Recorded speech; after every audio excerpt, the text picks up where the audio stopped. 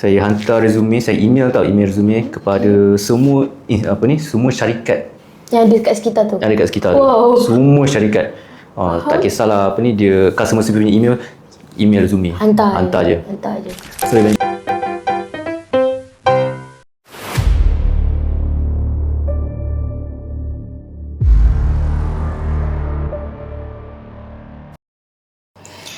Okay, hai, selamat datang ke podcast Di Sebalik Kejaya bersama Wiki Career. Hari ni kita ada jemput orang operation support admin.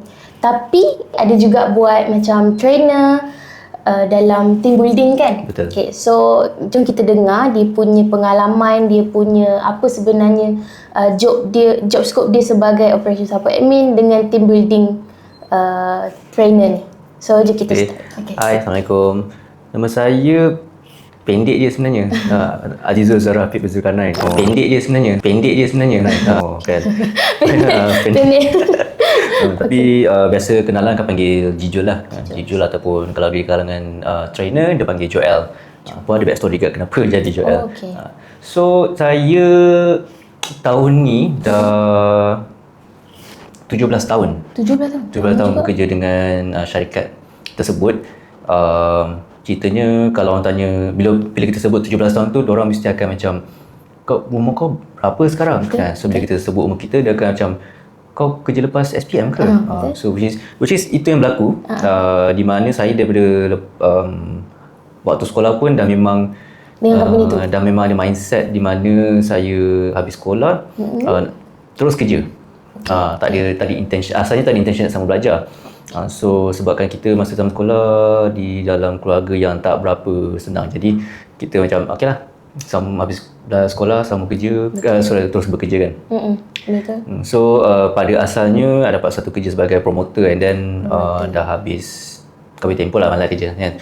So kita tukar benda. So bila tukar benda tu, kita parent pun encourage untuk try sama belajar, at least sambung sampai diploma lah. So which is saya buat. Tapi memang disebabkan saya dah memang set mindset memang nak kerja, jadi saya memang pilih college yang berdekatan dalam area KL, supaya senang nak transport dalam public transport kan. And then memang akan fokus cari dekat kerja dekat KL. Dan belajar tu pun saya memang sambung, memang minta part time. Diploma part time. Oh, ada? Ada. Kau pernah dengar KLMU dulu? Oh, sebab setahu saya macam degree saja. Saya tak tahu ada diploma part time. Ada, kebanyakan swasta ada.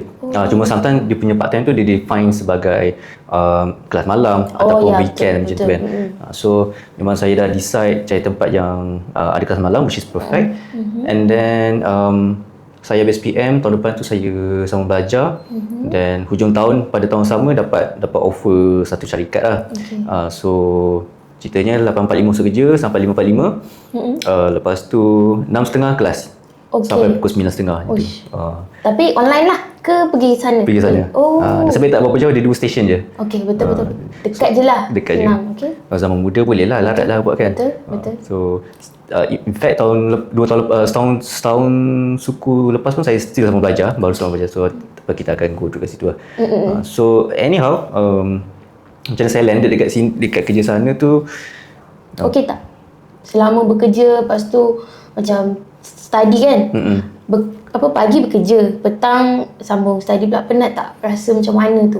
Burn out ke, penat ke? dia sebab waktu muda tu dia punya energy dia lain. Semangat lain. So kita tak rasa dia macam kalau awak pernah dengar kan, pukul 12 tu still lagi 12 malam, still lagi macam awal lagi kan. Malam masih muda. Dia tu definisi dia macam ke 10. Okey, nampak lagi. Tapi kalau sekarang pukul 10 tu macam dah ngantuk dah ni. Apa nak habis ni kan. Betul. So at that time dia rasa macam dia macam gitu kan. Dia tak rasa penat apa. Compare dengan masa saya ambil MBA baru-baru ni, setahun setengah lepas dia. Sorry, MBA tu apa? MBA Masters in Business Admin. Tak apa, nanti kita go through ni. Boleh. So dia punya energy lain sebab kita dah berusia satu, and then bukan tu sangat lepas tu sebab kita dah banyak lagi benda yang kita dah kena commit kan. Betul. So macam sekarang lagi lah kerja, dan ada freelance punya job, dan sama belajar lagi. So stress tu ada lah. Tipu lah tak stres kan. Betul. So Itulah kita nak normalisasikan bahawa kalau stress is stress, you kena admit. Kalau you tak admit, dia akan jadi toxic positivity. So lagi tak elok. So how saya dapat bekerja dekat dalam syarikat tu macam kelakar juga sebab memang saya rasa dekat tak disangka lah. Dekat 6 bulan lebih duk cari sampaikan macam pergi interview, komputer kata okey kita terima awak. Lepas tu bila pergi sana nama awak tak ada pun dalam ni. Alamak. Dia jadi macam tu tau. Pernah jadi. Mesti kecewa kan, kita dah sampai sana tiba-tiba kata tak ada nama. Padahal dia dah panggil. Betul. So sampai kan macam bapak pun dah macam tak payahlah pergilah belajar dulu kan. So kita pula jenis yang rebel. No. Aku nak buat apa aku nak buat. Aku nak belajar juga. Aku nak kerja juga. So one day dia jadi macam I think this is siapa yang mendengar ni, you boleh ambil this punya teknik lah kalau nak so bila saya naik LRT, saya nampak di satu syarikat atas macam macam menarik juga kalau nak try kerja sini. So apa saya buat, balik daripada rumah, keluar tu balik rumah, saya hantar resume, saya email resume kepada semua semua syarikat yang ada kat sekitar tu. Yang ada kat sekitar. Wow. Semua syarikat.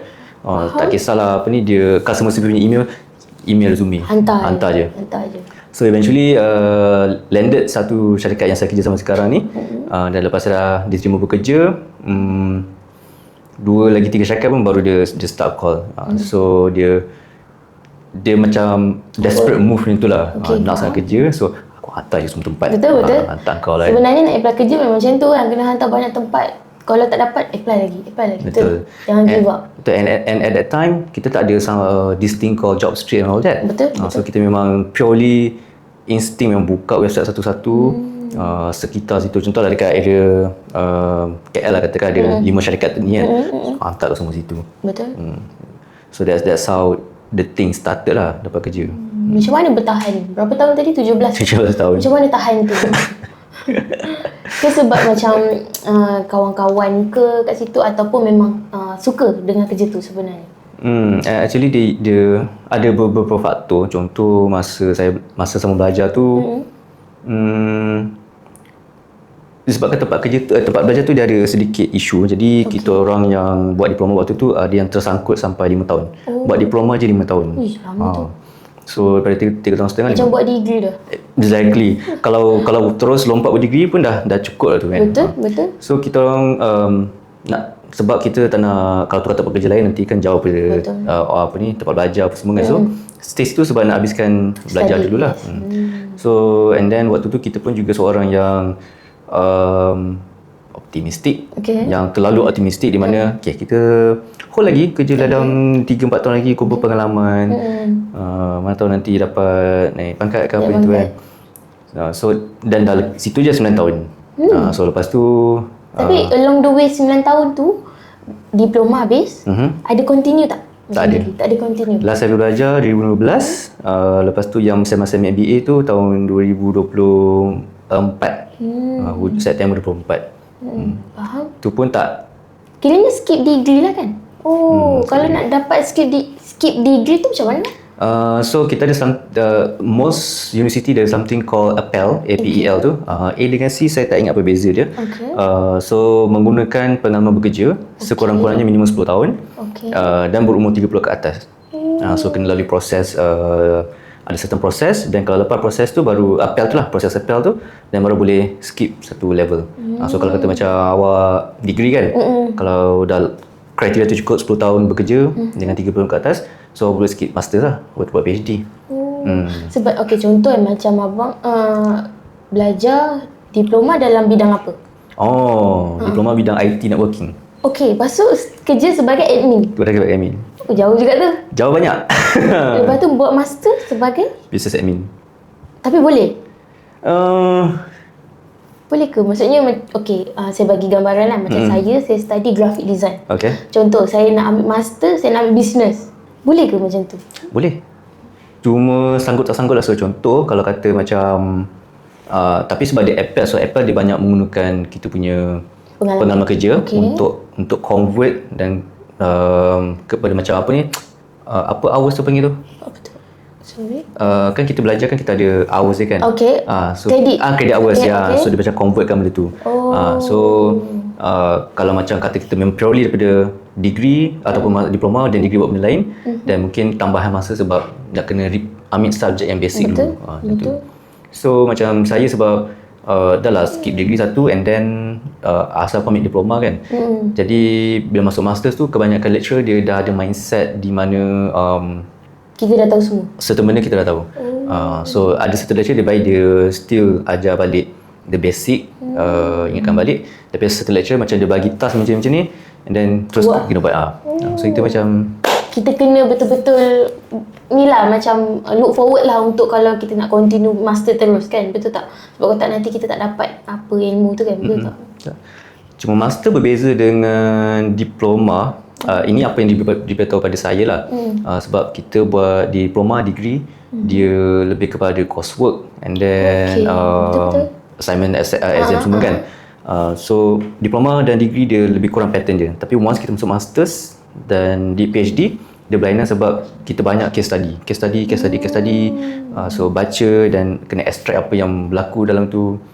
Cuma yang kita tahu yang tesis tu kan. Yeah. Faham. So yang berbeza dengan PhD pula adalah orang kata 5 kali ganda lagi tough daripada Kalau tesis master tebal macam mana? Sekurangnya dalam 20,000 patah kata. 20,000 patah kata. So at least more than 60 pages into. So kalau PhD lagi double. Saya punya trainer punya thesis PhD dia lebih kurang 220 pages. Sebab dia ada format dia, satu sebagai format. And then kita boleh buat double sided. Dia kena satu page. Satu page tu. dia saja. Belakang tak boleh. Belakang tak boleh. So tu lah, in a way kesian kat pokok jugalah. So kita guna kertas kan? Yeah. Okay, faham. Okay, dah masuk 17 tahun, dah kerja 17 tahun. Lepas tu sekarang tengah buat PhD. Master. Sekarang baru dah habis, baru graduate bulan 4 itu. Tanya. Tapi master berapa tahun? Setahun suku, setahun setengah. Setahun. Okay, kiranya skip berapa tahun daripada diploma tu? Daripada last belajar tu. Saya last belajar diploma 2015. 2015. Lepas tu sambung 24, 9 tahun kemudian. 9 tahun. Okay. Kan 9 tahun kemudian kan? Ke 19 tahun kemudian? Tengok. Aduh, matematik kita. Itulah. 2015 last. Lepas tu 10 tahun jugalah. Almost 10 tahun lah. 10 tahun. Okay, bukan 9 tahun kan? 10 tahun. So that time macam bila dah decided nak MBA tu macam sebab kena tukar balik semua pattern, semua aku tukar. Timing pun semua tidur memang zombie lah. So member-member yang selalu lepak tu diorang tahulah kalau macam jumpa nak macam ni kan. Diorang tahulah. Mesti dah apa ni, bayang nak tidur dah. Dia tengah stress ni. Mesti dia punya assignment ke apa lah, itulah. Tapi susah tak nak buat master? Bagi jujur lah. Mungkin siapa yang macam saya mungkin rasa tak begitu tough sebab kita ada AI lah. So bukannya AI tu kita jadikan dia sebab jangan guna AI copy paste direct buat assignment korang ke apa, tapi membantu sebagai modul. So macam saya ada modul sebagai model. Okay, so macam ada benda yang saya tak sure kan, so gunakan AI untuk faham the detail behind of apa benda yang kita nak kena belajar apa semua ni. Dan kita cari the real sources lah itu. Betul. So I think cuma tu lah, bila untuk zaman sekarang ni ada yang macam berbalah, aku dulu MBA tak ada pun ChatGPT semua ni kan. So macam korang but in the end of the day bukannya it's not about how cara macam mana kita buat, tapi how ilmu tu tetap sampai despite cara macam mana pun. Dan cara macam mana kita usaha untuk dapat sesuatu tu kan. Ya, betul. Okay, so macam mana daripada operation admin tiba-tiba masuk jadi team building? Team building trainer. Building trainer. Tak adalah jauh sangat pun kan daripada admin? Jauh banyak. Sebab team building kita lebih berfokus dekat development of maybe syarikat tu, dia punya team dia dah tak ngam, ataupun leadership dia dah out. Betul. And so kita nak satu kumpulkan balik, ajar satu modul yang sama supaya diorang faham the component. So yang tu pun saya dah berkecimpung dekat tahun ni kat lebih kurang 11 tahun kot. 11 tahun. Maksudnya along the way jadi admin tu. So 2015 saya start lah, betul lah. So in a way bila saya first masuk kerja, dia tak tahulah kalau awak pernah dengar fasa ataupun phase habis sekolah, lepas tu sambung belajar baik-baik, lepas tu kerja baik-baik supaya nanti bos sayang, lepas tu naik pangkat apa semua itu. So saya bukan dibesarkan macam tu, cuma kita nampak the pattern of sekeliling kita orang macam tu kan. So kita memang optimis, memang walaupun tempat kerja tu rasa macam tak boleh go lah, tak kena dengan kita punya kan orang zaman sekarang cakap toksik value, tapi sebab benda macam tu so kita meneruskan. So in a way bila kebetulan ada time tu ada team building lebih kurang tahun 2011.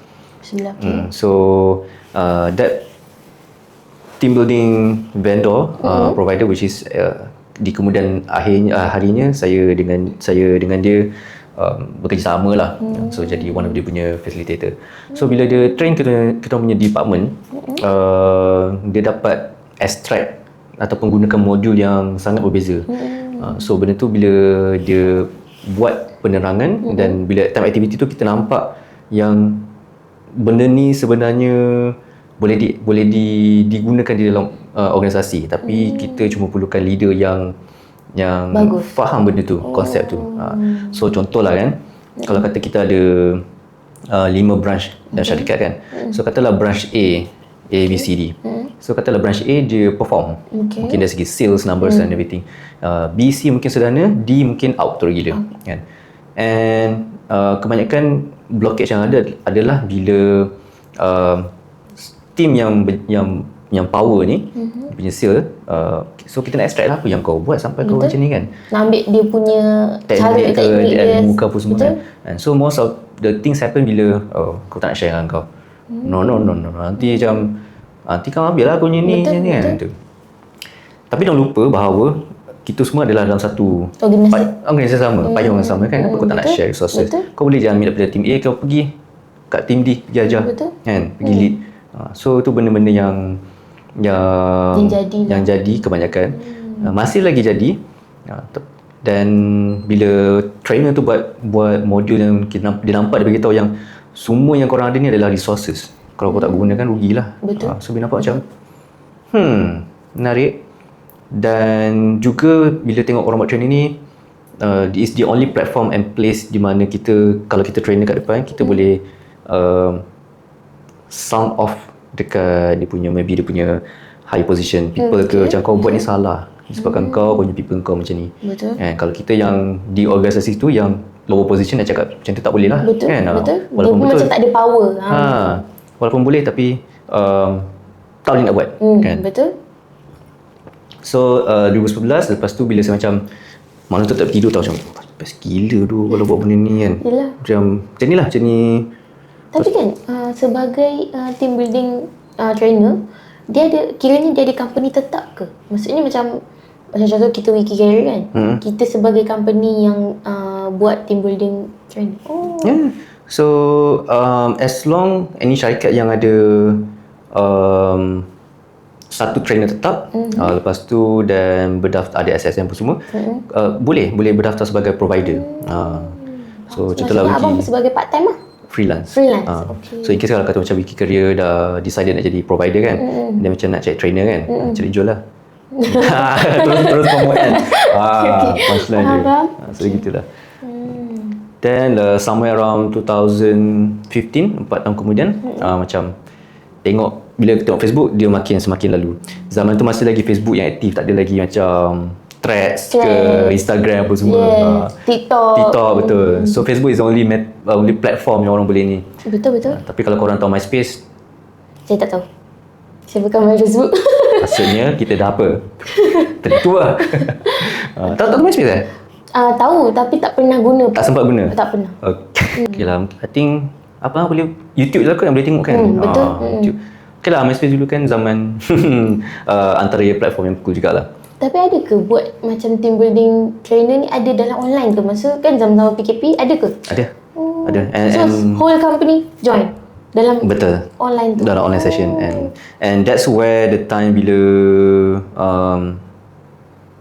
macam certain company dia dapat predict tau certain movement. So macam bila berlakunya PKP tu, ada syarikat yang dah apply pun work from home tu. So bila benda tu jadi, diorang tak terkesan macam okay, normal thing gitu kan. And for those yang affected, usually yang macam physical thing lah, training, hotel apa semua. Betul. But unfortunately untuk hotel punya site percutian tak boleh buat apa sebab nak cuti online tak boleh lah kan, pelik pula kan. Kan. So but in training punya field, macam saya trainer and then ada few people, some nampak that pattern terus straight away tukar pada online. Okay. Some lambat nampak that pattern, so dorang lambat transition, Slowly lah. lambat transition and then tak boleh sustain. Macam tu. So kita experience online team building lah, dia walaupun boleh dijalankan tapi Susah sikit lah. Susah sikit lah. Sebab diorang tak ada depan mata kan. Betul. Engagement. So kalau kita dapat partisipan yang tak nampak kamera apa semua. Betul. Susah ke? Betul. Tante diorang buat training tu atas katil je. Ya. And then yang paling kelakar, kalau siapa yang kan Zoom kan dia ada yang free version 45 minutes kan. So sometimes ada juga trainer yang pakai free version. So dia akan bagi 2 link siap-siap. Dah habis part ini masuk benda ni. So kesian lah sebab kita semua tak prepare that time kan. Dan tiba-tiba juga. Pernah tak masa tu ada company yang memang dah booking, dah bayar deposit. Mestilah kan nak buat training kena bayar semua tu kan. Tapi tiba-tiba lockdown. Then how? Terus ni lah. Kita terus beralih ke online je. Terus beralih online. Tak adalah macam diorang tak ada teruskan lah. Ada the moment macam bila saya dengan trainer saya buat training sekali tu, dah pergi dah sampai sana, dah set up barang, tapi tak set up lah, cuma dah buat barang semua. Training tak jadi sebab ada suspek seorang tu kena COVID. So dia macam duduk decide nak buat ke tak, and then macam tak jadilah buat. Pada sampai. Dah sampai dah. Lepas tu sebab seorang saja diorang tercancel macam tu. Sebab dia kan diorang sangat particular, macam even kalau macam katalah sekarang kita kan, nampak jujur seseumur contoh COVID kan. Dan tu kan macam like really survivor punya mood. Tacut je. So bila diorang dah sampai tu, diorang masa tu macam situasi tu kat mana? Hotel ke? Kat hotel. Lepas tu diorang just enjoy life diorang je lah kat situ. Sebab diorang semua dah bayar cuma team building je lah. Betul. Faham. So 2015 saya dah nampak saya trainer punya post kan, so macam nak DM dia je lah. White time tu Facebook Messenger kan. So DM dia cakap, apa ni Sah, aku nak ni lah, nak jumpa kau lepak kan. And dia Chinese by the way, Chinese Siban. Nak tahu sebenarnya nak tahu apa macam mana kau buat je. And then one day dapat text pada dia, kau nak tak join jadi PC? So macam ni semua di provider, kau dibayar. Macam takkan tak ada benda yang aku kena, yelah kau ada hotel takkan tak ada, semua provided. Macam okay, menarik. So eventually daripada 2015 sampailah sekarang saya masih part time dengan dia. Dan cuma untuk personal side 2018 saya dah start kepada freelance trainer lah. So that's how saya elevate lah. Mana lagi Jijol pilih?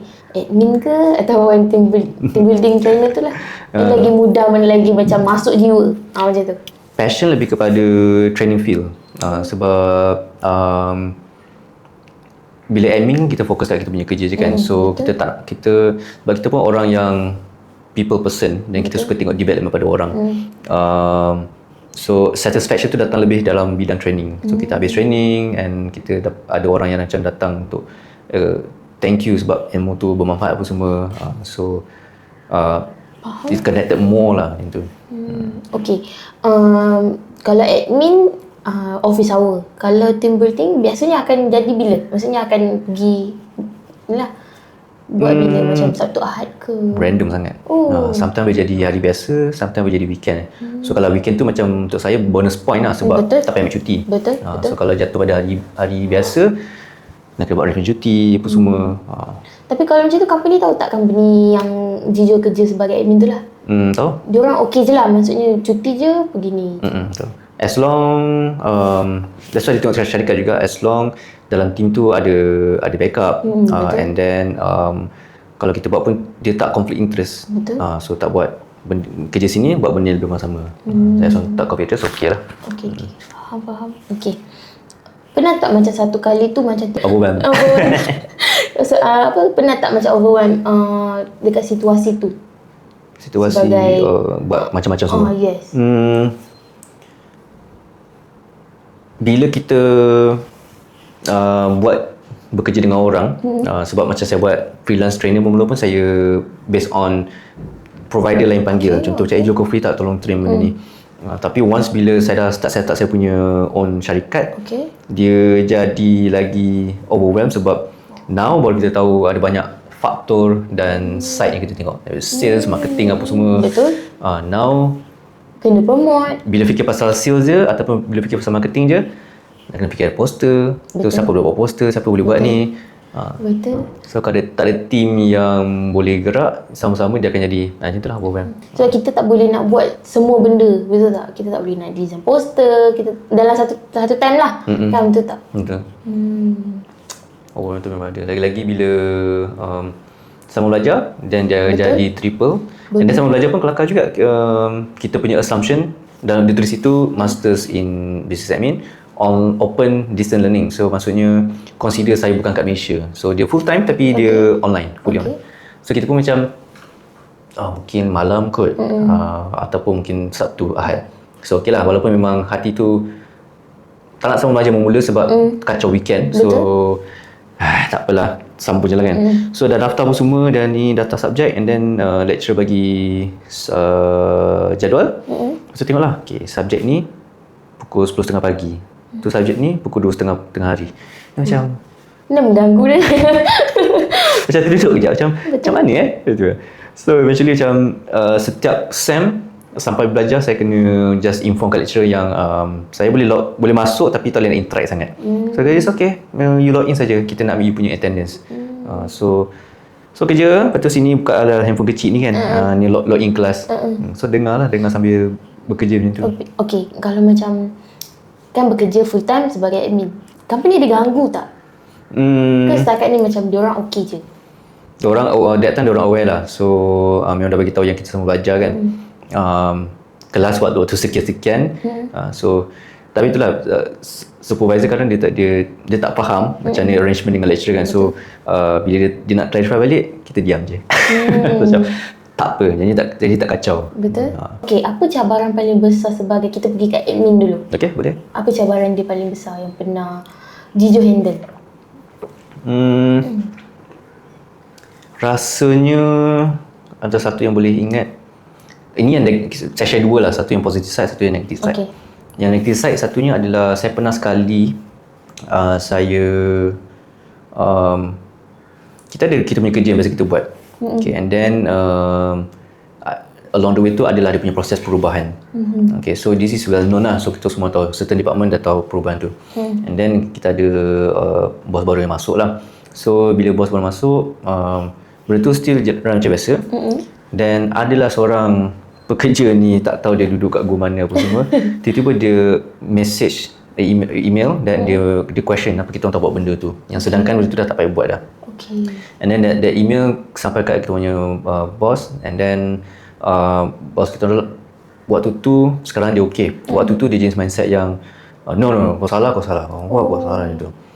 So even kita orang bertiga siap berbincang dan bagi tahu yang benda ni dah tak payah buat. Tapi dia berkeras kata apa ni kena buat dah.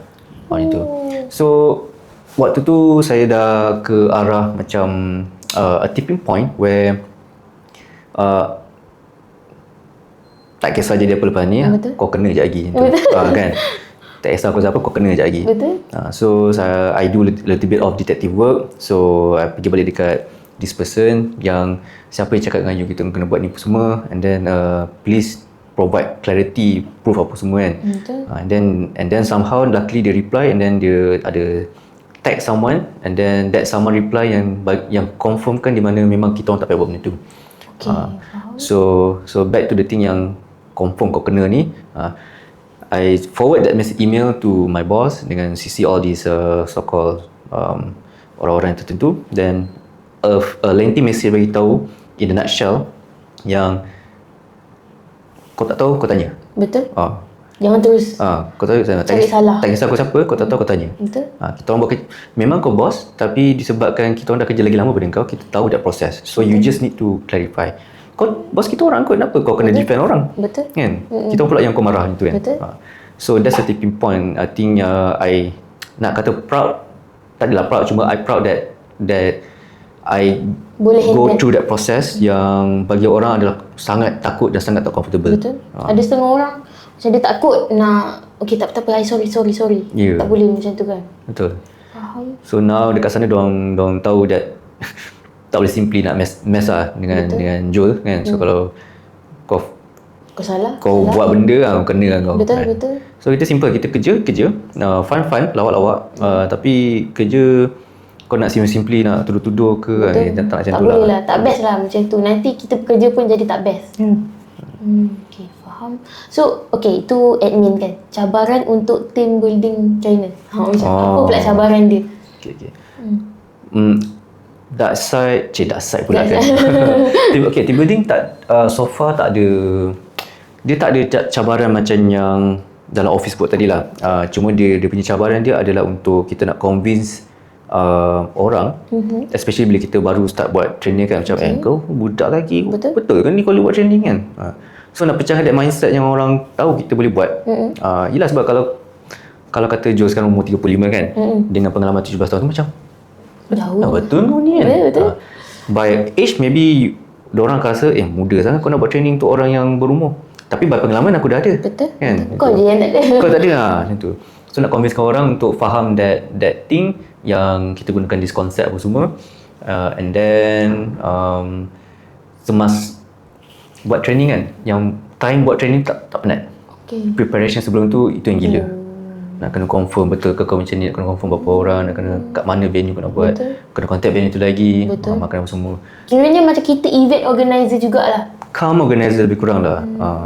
Tapi some provider ataupun trainer dia akan hire EO. Okay. So you manage this part, I buat advocate training. Sebab kalau kita nak training orang, kita need to maintain kita punya energy. So all this benda-benda yang hiccup ni semua kita tak nak tahulah. I mean bukannya tak nak, no, bukanlah macam tu kan. Macam korang settlekan sebaik habis, nanti dah later on kita postmortem dan kita review. Betul. Sebab nanti kan bila tengah buat training, dekat belakang kepala kita, ni tak settle lagi ni, ni tak settle lagi. Nanti tak fokus. Kita nak training orang, nanti orang jadi tak apa-apa. Ya, sebab energy kita orang boleh rasa, orang boleh nampak. Betul. So kalau kita masuk je, orang tengok kita tak ni, habis. Diorang pun tak semangat lah. Okay, kalau macam team building ni kan, biasanya Jijo pernah buat kat mana je? Tak kisahlah, sebab yang saya tahu kalau macam team building ni semua among company under Malaysia saja. Pernah ke buat kat luar? Ke tak pernah? Maksud luar Malaysia lah. Oh, pernah. Dengan trainer saya yang saya attach sekarang ni, part time ni, 2 kali saya pernah buat overseas dengan dia. 2 kali, 3 kali 3 kali. Ini company tu bawa lah. Oh. So Singapore 2 kali, dan 1 kali tu Thailand, Bangkok. So itulah yang best ni bila dapat dengan trainer saya ni, every time kita ada aktiviti ke apa, it's all about learning. So dia always bagi visual imagination, like imagine Azizul kalau you dipanggil ke overseas untuk buat training dengan semua provided apa semua kan, and give value kat orang. So it's continuous learning lah. So some trainers stuck dekat certain things sebab dia rasa tak boleh grow, tak nak elevate. Tapi kalau macam sebagai team building trainer ni, Jijo memang Sabtu Ahad ke kalau macam ada demand lah? Macam mana? Pernah ada. Kita pernah. Sebulan berapa? Berapa kali akan pergi? Kalau kalau takut ada keliru kan, so dia kena pecah 2 section. Saya kalau under saya sendiri, lepas saya buka syarikat, masih lagi tengah grow. So under yang directly tak banyak lagi lah, tak sampai 20 pun. Tapi under dengan saya punya trainer, kita pernah 2019, tak tahulah apa syarikat tu dia punya ni kan, dia memang book kita orang sampai almost 3 bulan. 3 bulan? 3 bulan, Sabtu Ahad. So imagine Sabtu, Jumaat malam kita gerak ke Melaka. And then buat training dekat Melaka. Habis training kat Melaka, packing, pergi ke Nilai. Faham. Nilai, lepas tu buat training yang sama, packing, lepas tu habis. Then company yang sama tu lah? Company yang sama. Dia ada banyak staff, dia ada ramai staff. Dan the next week pun repeat benda sama. Pergi mungkin start dengan Port Dickson, habis Port Dickson mungkin Nilai, mungkin Melaka. Semua belah-belah selatan waktu tu. So itu antara sampai masuk mimpi lah. Sebab berturut-turut kan. Yelah, betul. And then bukannya yang 3 bulan tu. ya, Tapi biasa tu company besar lah kan. dia dah besar. Cuma lagi satu tak habis pasal buat training ni. Buat training senang. Preparation sebelum dengan nak mengemas lepas ni. Betul. Tu yang penat. Penat gila. Sebab yang Malam join tu diorang tak tahu kan. Dan diorang tak ada tolong kemas ke apa ke. Faham? So that's why kita orang always guna facilitator lebih kurang sama. Diorang tahu flow, diorang tahu apa nak kena kemas apa semua. So itulah, end of the day, benda paling leceh sampai sekarang tetap dalam mengemas. Betul. Dah habis ke? Allah, hai. Nak betul. Okay. Selama jadi team building trainer ni, company apa yang paling besar pernah Jijo handle? Pergi training diorang yang 3 bulan tadi tu. Antara trainer tu ke ataupun job sendiri? Tak kisah. Tak kisah. Okay, kalau macam dengan under trainer tu, paling besar tu salah satu syarikat kewangan. So dalam setahun tu dia ambil kita orang awal tahun sekejap, lepas tu dia pause, lepas tu Oktober sampai Disember. Non-stop Sabtu Ahad. Tu yang 3 bulan? Ada 3 bulan tu. Tu memang gila tu. Itu memang kalau team building ni memang kena tiap tahun ke macam mana? Okay, so dalam dia punya backstory dia adalah setiap syarikat yang ada minimum 10 orang, 10 orang, diorang sebenarnya dah wajib untuk berdaftar dengan HRDC, kalau dengan HRDC. So HRDC adalah macam ibarat insurance yang semua orang contribute situ. And then about budget tu saya tak sure siapa yang set. So contohlah kalau kata syarikat Wiki Career kan, tahun 2027 nak set 100,000 untuk training. Tapi duit tu kita semua contribute dekat dalam HRDC. So dia macam konsep insurance. Buat training, lepas tu dah habis apa semua, claim balik dekat HRDC. So that's the thing lah. And then nak kata setiap tahun tu depending on berapa bajet yang ada. So kalau kata diberikan 100,000, lepas tu menjelang tahun depannya dah sampai bulan Februari kalau tak salah, kalau tak utilize semua amount tu, HRDC akan potong bajet. So potong bajet sebanyak I think 15% kot, banyak tu. Okay, HRDC kan DC. saya tahu. So setiap tahun kalau ada kita orang happy lah. Itu cuma syarikat kena tengok jugalah macam apa yang korang perlukan sebenarnya. Kalau bulan ni nak pergi mana? Maksudnya akan pergi ke mana? Training? Bulan ni macam tadi lah saya baru pergi World Fashion Summit kan. Yang tadi IDCC. Tapi tu lebih pada event summit lah. Tapi kalau kata dalam bidang training, bulan ni tak ada lagi. Most probably bulan 6 kot. Bulan 6? Okay. Itu pergi mana? Baru tadi dapat message untuk buat dekat Pulau Pangku. Antara pulau saya minat, saya punya favourite pulau lah.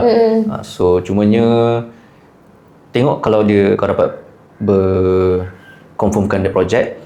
Sebabnya minggu sama tu nak kena fly pergi Jakarta, pergi High Rocks. Okay, apa yang orang selalu salah faham tentang admin? Yang first admin dulu lah. Okay. Setakat ni saya rasa yang orang salah faham bukan pasal admin, tapi dia macam kau kerja kat institusi kewangan, tapi kau tak reti kira. Betul. So macam aku admin type je kot. Betul. Tak ada buat matematik pun. Aku kayak accountant tu. So that's the thing. And then admin pun setakat ni tak ada orang salah faham lah.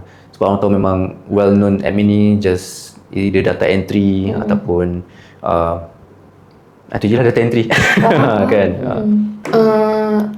Okay, sekejap saya pergi back balik. Operation admin support sebagai apa untuk Jijo? Okay. So sebenarnya apa yang Jijo buat? Apa dia? So bila kita mention pasal operation means operasi dalam team tu lah. Okay. So macam operation dan plus admin. So kita adalah operation yang macam counter punya side, data entry, fotokopi, buat surat macam tu. Banking punya lah? Lebih kurang. So the operation means the whole operation of the function there. Function dalam situ lah. So kalau kata team counter ada problem kat situ. So operation akan jadi kacau. So that's apa yang kita masukkan operation lah. Support. So support kita orang every major step yang the person in charge akan handle, kita orang akan buat yang benda-benda kecil dulu. Checklist item, surat apa semua, dah settle semua, kita orang baru pass pada the real person in charge. So kita orang kat situ lah. So kita orang adalah orang first line yang segala benda yang terima kita orang distribute apa semua. So ibarat itu. Okay, faham. Susah juga. Operation lebih susah sebab dia deal dengan masa. So everything ada time, ada cut off time. So lambat uruskan memang stay back. Salah sikit, especially part-part yang critical. Sebab bila pasal company kan kita banyak pasal PDPA. So customer data apa semua. Semua tu silap sikit habis. Dia akan kacau the whole operation. Ada timeline. So contohlah kalau kata macam kita nak buat podcast ni kan, kita mesti ada timeline pukul apa kita nak kena sampai apa semua tu. So kalau macam Joe lambat hari ni, katalah lepas ni ada lagi seorang kan, so dia akan kacau masa dia. So that's the analogy of operation lah. Okay. Bulan depan Bulan depan. Bulan depan tu berapa hari?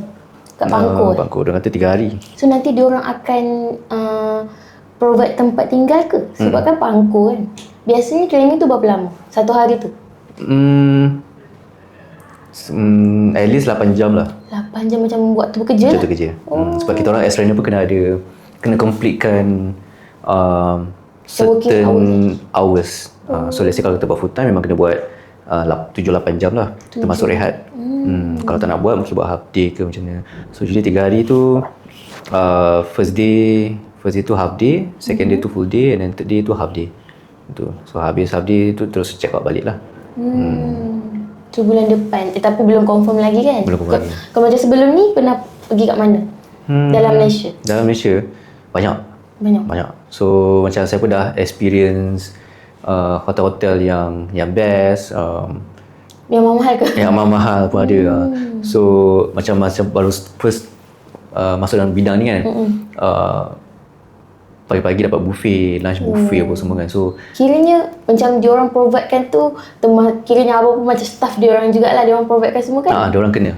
Diorang kena. Sebab ada je case yang di mana ada orang dia tak provide certain benda kan. So macam Joel, kalau ada company macam tu memang tak lah.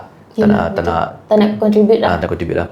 So kita nak pergi orang yang jaga kita lah kan. So dia kita deliver 100%. Yang betul. Betul. So cuma yang kelakarnya bila first breakfast buffet, lunch buffet kan. So bila kita tengah kerja, waktu rest time, seronok ada buffet semua. Kan semangat lah kita nak training diorang.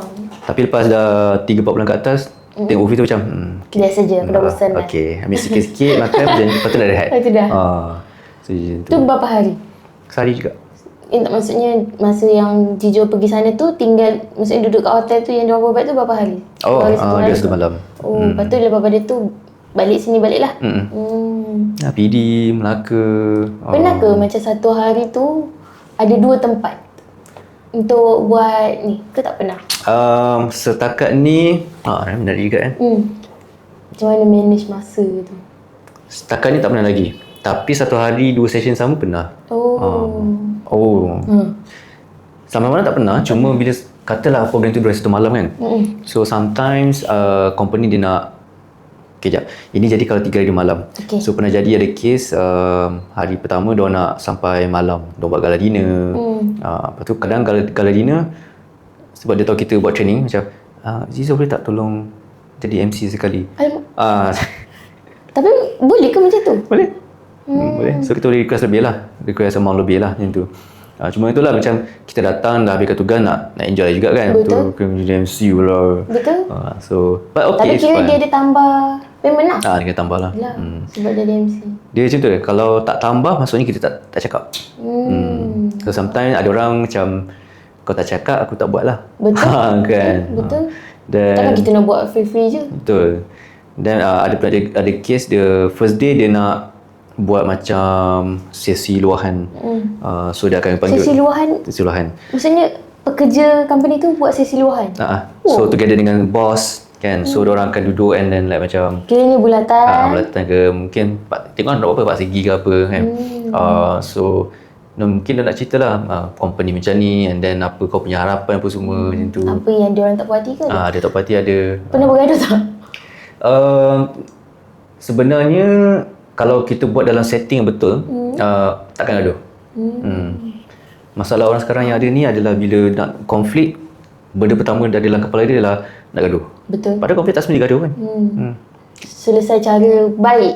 Kita boleh disagree benda, tapi bila habis je sesi ke apa, benda tu stay kat situ.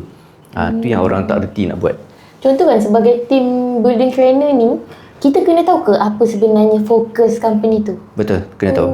Supaya kita tak bagi, dia ibarat macam ni, kalau kata awak bawa kereta kat bengkel saya kan, lepas tu saya tukar tayar kereta. Sebenarnya nak servis enjin. Betul. So that's why kita kena ada analysis untuk kau perlukan apa sebenarnya. Sometimes ada je yang datang kat saya untuk kata nak buat team building kan. Tapi bila kita check balik macam rasanya kau tak perlukan team building, kau perlukan ada areas. So kita bagilah pada orang yang in that expertise of area lah. Kawan kita jugalah. Biasa apa main fokus yang Jijo tengok untuk macam company tu? Macam tadi kan cakap, company ni tak perlu pun team building. Macam ada company lain dia nak buat team building. Apa yang sepatutnya Jijo tengok? Diorang sepatutnya kena macam ni ke macam mana? Saya explain lah, faham tak? Faham. So kita orang akan lagi senang deal kalau bos ataupun orang yang engage kita orang kan, dia tahu exactly apa yang dia nak tau. So bila dia sebut pasal team building, team building pun ada beberapa type juga. So team building yang ada learning input dan team building yang lepas tu habis itu tak ada apa learning. Gelak macam kelakar dia. So macam Joel akan suka lebih fokus kepada team building yang ada learning input. So kita buat aktiviti, kita buat apa benda semua dalam tu, program tu semua ada learning input. So at least bila balik pun tak adalah kosong kan. Betul. Tapi that's the thing yang kelakar juga, some companies dia memang tak nak benda tu, dia just nak pergi treat it as a retreat, untuk have fun, untuk just left it out macam tu. So kalau yang macam tu memang kita akan bagi dia benda yang paling best lah, which is treasure hunt dekat Zoom Melaka.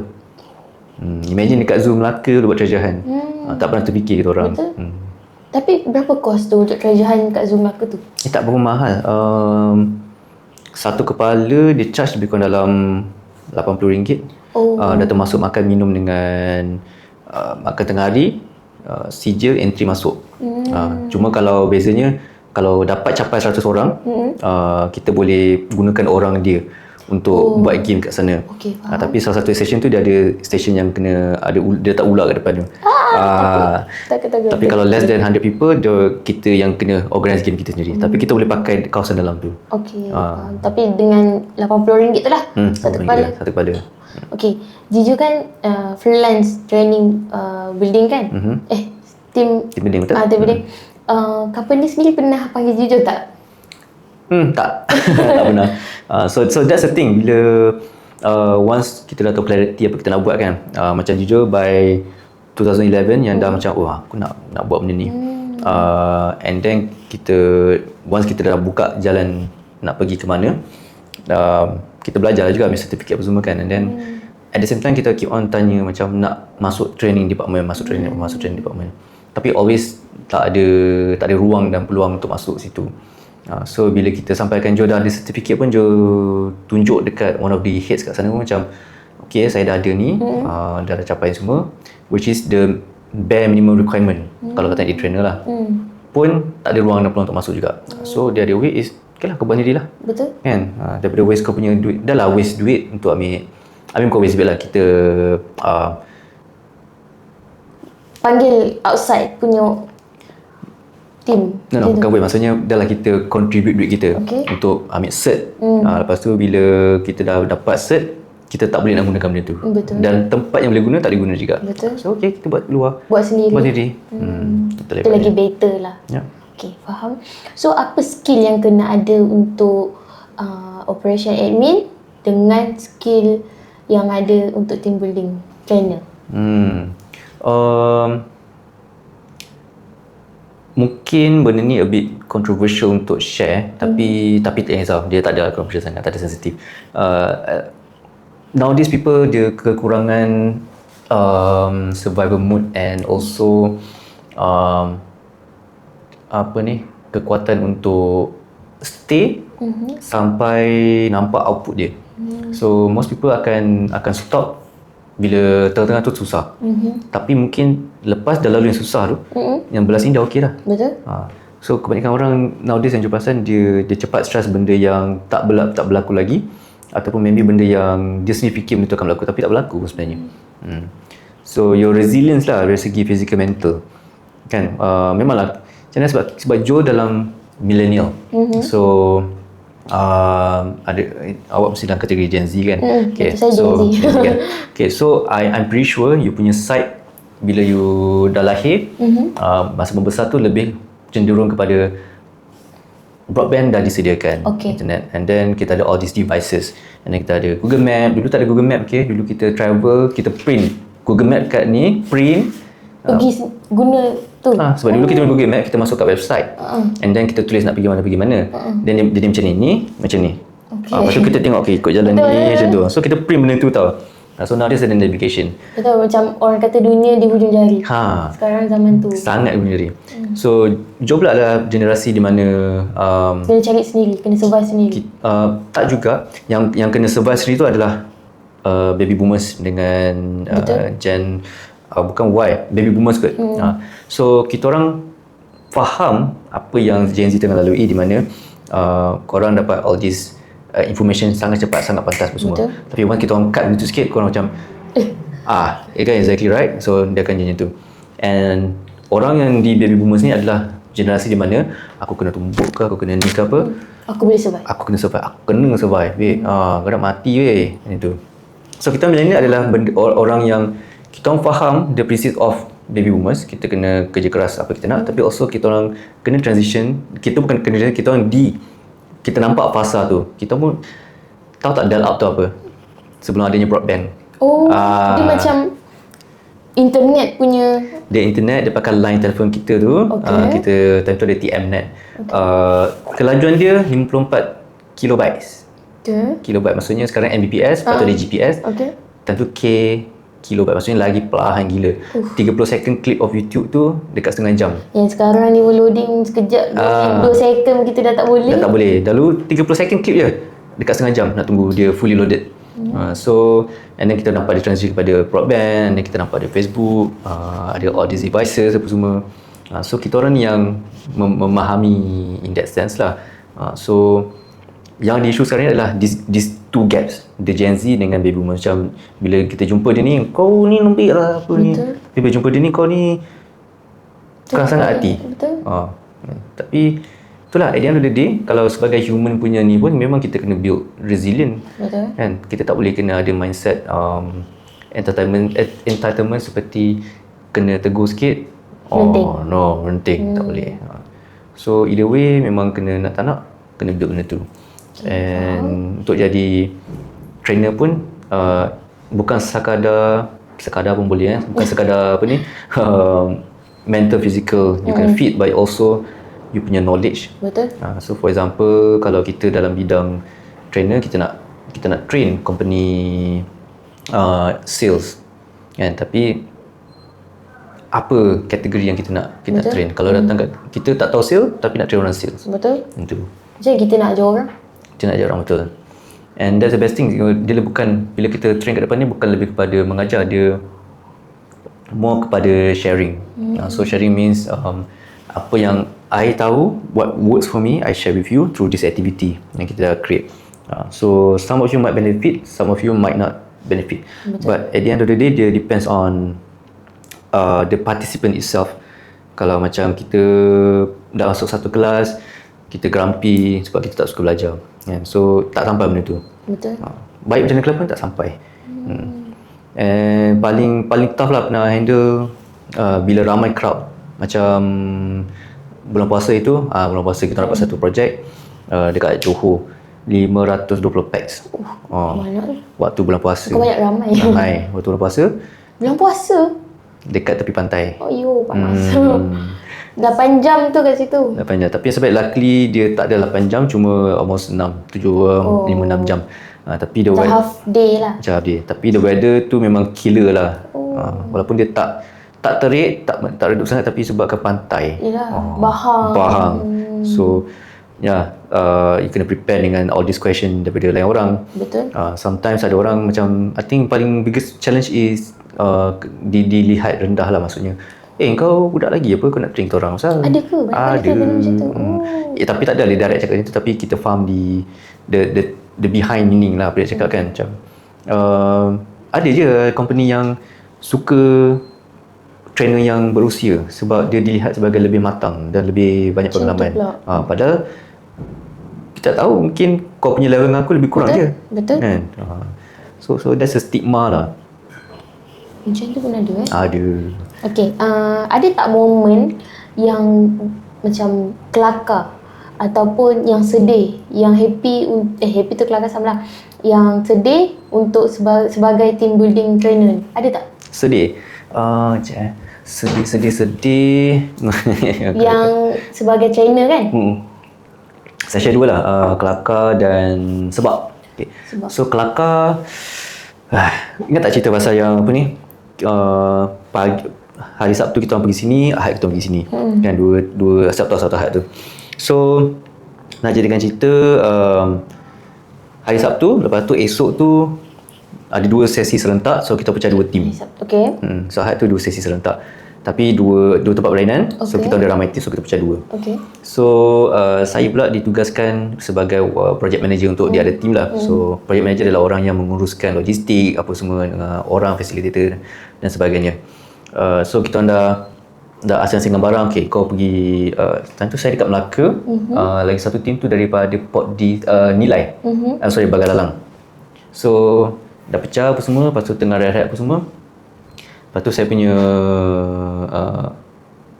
klik team member kan, daripada project manager dekat tim satu tu dekat Bagalalang, dia WhatsApp gambar barang. So Azizul, ni apa kan? So macam ni benda ni lah untuk yang dah packing hari tu semalam. Lepas tu yelah, kenapa dia buat kat sini? Maksudnya tersilap? Dia bukan je silap. Okay, so bila kita orang berborak macam okay, kan dah packing semalam kan, memanglah untuk letak dalam tu. Azizul, ini kan untuk Melaka punya.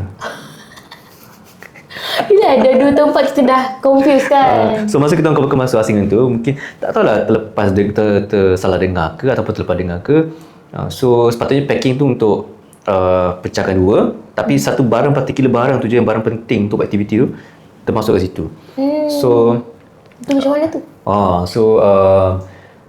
Kita orang try, sebelum gerak ke Melaka tu, kita orang try untuk pusing area sekeliling hardware untuk cari benda tu. Cari memang tak jumpa saiz yang diperlukan. Kalau ada pun mungkin satu je. Padahal kita nak benda tu dalam banyak lah kan, 30 lebih kuantiti tu. Lepas tu sampai kita nak pada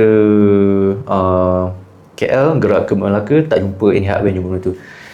So dah sampai ni kan, okay, kejap duduk dulu. Lepas tu last choice, kena pakai Grab hantar. Dia daripada mana tadi? Bagalalang Ke? Melaka. Wow. Dekat 200 lebih. Okay, betul. So Bagalalang ke Melaka kan, betul, macam jauh gila. So walaupun peritnya mengeluarkan duit, tapi duit sendirilah.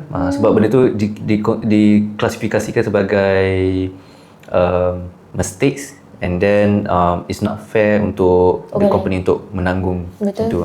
So sometimes that's why through team building kita banyak belajar. Even kita sebagai trainer pun kita banyak belajar untuk ambil accountability. So double check. And then bila things happen, kau jangan panik. Tak boleh buat apa. The only way, spend RM200, hantar Grab, settle, habiskan kerja. Betul. So takkan kita pula nak pergi sana pula kan. Memang boleh lah kalau cumanya sama je. Cuma sanggup tak nak pergi. Betul. Kan, pergi ni patah balik ke Melaka. Mungkin sebab waktu tu dah malam, jadi kesanggupan untuk drive tu tak ada lah. Tapi kalau siang mungkin waktu tu okey je sebenarnya. Kan? Tapi itulah, sometimes in life macam tu lah, bila things yang memang out of control, unexpected, memang tak ada apa. Betul. That's how you nak kena build. Kalau kita tak build mental resilience, dia mula melenting, bad mood semua masuk ke orang. Nanti emosi. Betul. So tu antara yang kelakar sampai sekarang kita orang akan ingat benda tu. Nampak benda je, Aziza, kau diam. So antara yang sebab this is why, antara kenapa saya suka buat team building adalah kita pernah sekali train YTL Cement, company Cement. Okay, so saya ditugaskan untuk jaga saya punya trainer waktu tu. And kita dah diberitahu bahawa hampir semua pekerja dia adalah yang bukan high education. Maksudnya diorang tak habis sekolah apa semua, and diorang memang jenis yang Zero. sangat rendah diri dan malu. Sebab diorang malu diorang rasa diorang tak ada education. So Tapi baguslah company dia. kan. So company buat team building dekat janda baik. So bila saya pergi tu apa semua, I think last session sebelum nak bersurai tu ada satu sesi diorang buat Meluah. sesi meluar. Mungkin bos dia minta sebab tak semua orang suka buat sesi meluar ni. Betul. So bos dia so kita orang trainer so kita buat ni sesi ni untuk just bagi tahu apa yang kita nak, macam nak buat apa yang ni, apa yang kita nak improve Apa yang terpendam, apa yang boleh kita jadi lebih baik kan. So bos yang baik akan tanya feedback macam apa yang kita boleh buat tu jadi lebih baik gitu. And then bila semua senyap kan, so tiba-tiba one of the big boss, dia orang senyap. Dia senyap sebab yelah Rasa rendah diri. Exactly. So and then tiba-tiba one of the big boss ambil mikrofon tu, then dia terus bagi acknowledgement macam ni. Korang tahu tak, tadi bila saya buat aktiviti ni saya tak boleh buat. Tahu siapa tolong? Dia tunjuk orang yang tolong itu. Dia mulakan. So bila dia acknowledge orang yang bantu dia, kan, sebab saya nampak waktu tu. So bila kita minta feedback, waktu semua senyap, big boss tu angkat. So dia bagi tahu waktu dia buat aktiviti tu, dia tak boleh nak buat, dia tak tahu nak buat macam mana. Dan dia tunjuk kat orang yang tunjuk. So siapa yang buat? You all yang buat. Betul. You all yang tolong saya kahwinkan ni. So lepas tu dia bagi banyak input-input macam, that's why kita orang hargai awak semua, belajar lagi, jadi lagi baik, bekerja baik semua. And you can actually feel and see the energy kat bilik tu terus shifted pada muka macam ni tau, macam segan kan. Semua orang senyum. Semua orang senyum, rasa energy tu ringan. So tu adalah momen yang saya rasa until now tak ada lagi syarikat yang buat. Di mana kita susah tahu sebenarnya. Tak nampak syarikat yang buat macam tu. That's why bila kita kalau nak letak diri sebagai leader kan, so benda-benda macam ni adalah benda yang kita kena tahu, empathy apa semua. So tu antara momen yang lekat sampai sekarang lah. Susah juga kan kalau macam kita yang kecil ni, macam diorang tu lah yang company Simin tu kan, nak luahkan perasaan. Diorang berasa macam bos diorang ni, faham tak? Kita kan takut dengan bos kita nak meluah pun takut salah kan. Dia akan berbalik kepada how this environment yang bos dah set ataupun company tu set. So kalau company tu set environment di mana kalau kau cakap nanti bonus dapat sikit. Kalau kau cakap nanti kau bagi kau kerja susah-susah. Betul. Sebab kau melawan apa semua. Padahal kita bukan melawan, kita macam meluah. Kan ada lagi cara lebih baik. Betul. Kan? Macam tu. Betul. And that's how kita akan sendiri filter out pekerja-pekerja yang berkualiti tapi diorang memang takkan buat apa-apa. Datang kerja, buat kerja balik. Betul. Kita akan filter orang apa, orang yang tak berkualiti tapi sebab hanya kita suka dia dengar cakap kita tapi tak berkualiti pun. So itu yang akan jadi lagi ripple effect di mana orang-orang yang tak berkualiti ni diangkat jadi higher position yang ada kena orang di bawahnya masak bawah tu. Betul. So at the end of the day, how kita set the room is macam tu lah. So that one is a perfect example where big boss tu dia ambil microphone and then dia acknowledge ke orang. Sebelum dia address apa isu, dia acknowledge. So psikologi manusia pun macam tu juga. Kita lebih cenderung untuk mendengar lebih bila kita di acknowledge dulu. Betul. Diri kita. Daripada masuk bilik tu, kau salah. Betul. Yeah. So macam tu lah. Jadi that's how I think hopefully this message convey as both Gen Z, millennial dengan baby boomers kan. So adapt lah. Kalau kau nak adapt, macam mana kau nak bekerjasama kan. So okay, kita dah soalan semua dah okay, dah habis. Apa nasihat untuk budak-budak kat luar sana, anak-anak kat luar sana untuk supaya dia orang macam lebih buka mata, buka minda untuk tahu macam apa nasihat untuk dia orang lah daripada jujur. Okay, letak kamera ni tiba okay. Saya rasa antara satu atau dua advice lah saya boleh share. Antaranya adalah kalau dalam dunia ni kita boleh filter down segala jenis sifat manusia yang kita ada kan. Sebab kita ada pemurah, kita ada suka bagi sedekah, kita orang pemarah, dengki hati.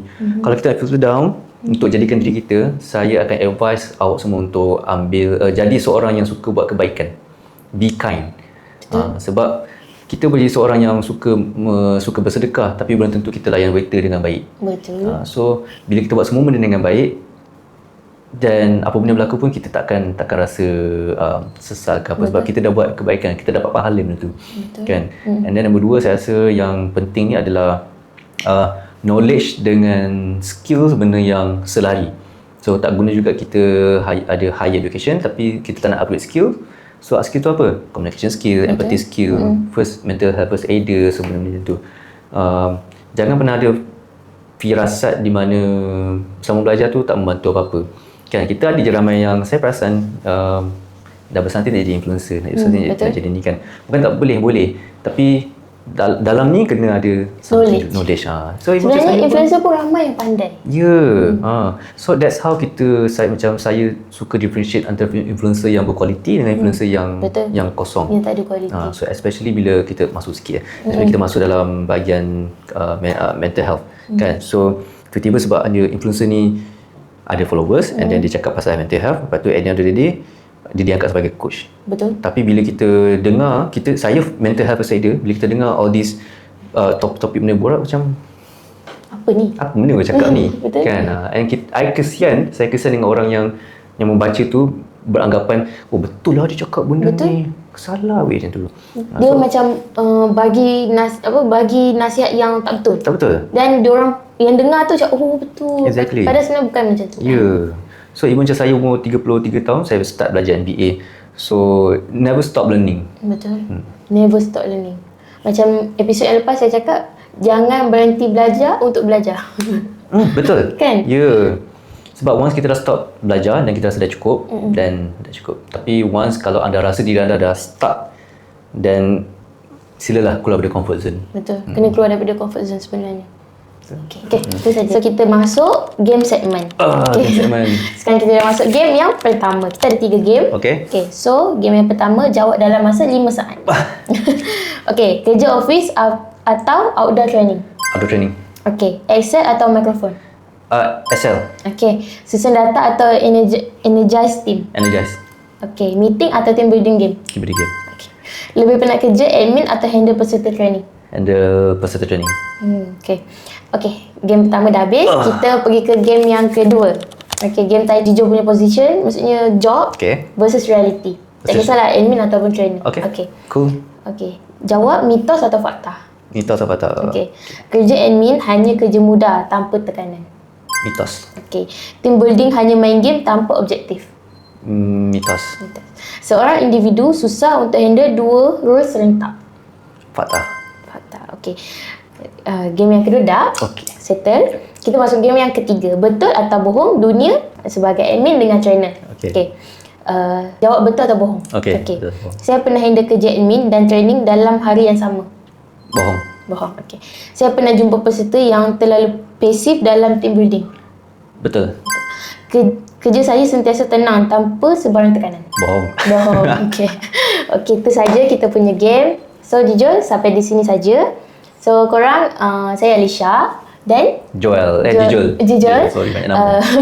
Jumpa korang lagi untuk next episode. So korang mana yang nak dengar macam kejaya yang lain yang korang ataupun korang nak datang bercerita pun, korang boleh PM kita. Dan jangan lupa like, comment and share. So jumpa korang lagi untuk next episode. Bye. Nak cari kerja guna Wikicareer. Nak cari kerja guna Wikicareer. Nak kerja wikicareer.com.my.